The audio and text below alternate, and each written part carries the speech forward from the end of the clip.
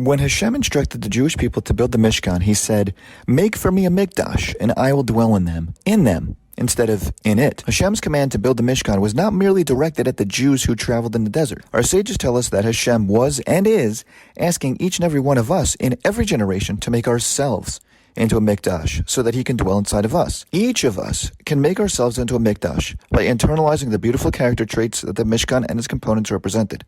By analyzing its vessels and pieces, we can better identify the aspects of ourselves that Hashem wants us to work on in order to have Hashem dwell in us. For example, Mishkan had the Shulchan, on which the lechem upon him was placed.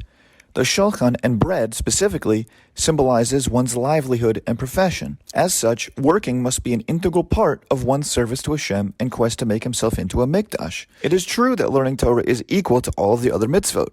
However, Hashem commanded each of us to make ourselves into a mikdash and required a shulchan to be in that mikdash. In Pirkei Avot 3:21, Rabbi Eliezer ben Azariah states, "Without flour, there cannot be Torah.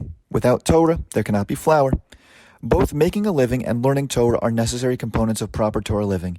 Indeed, most rabbis worked and learned. Hillel was a wood chopper. Shammai was a builder.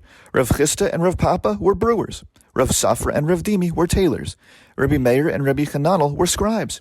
Shimon HaPakuli, who arranged 18 of the 19 blessings in our weekday Shemona Esrei, was a cotton merchant.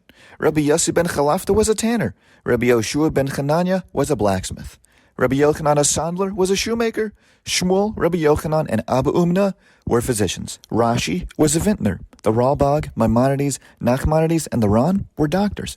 The Abarbanel was the chief financial officer for King Ferdinand and Queen Isabella before the Spanish Inquisition. The Chai Adam was a businessman. For those of us who find ourselves wishing Torah learning occupied more of our day, that is a great feeling to have. We should all want to learn more Torah and constantly strive to do so. However, no one should ever feel inadequate for working and not learning full-time.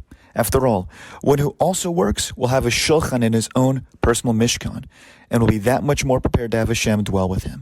We should merit to appreciate the role that making a living plays in the mishkan as well as in our own lives.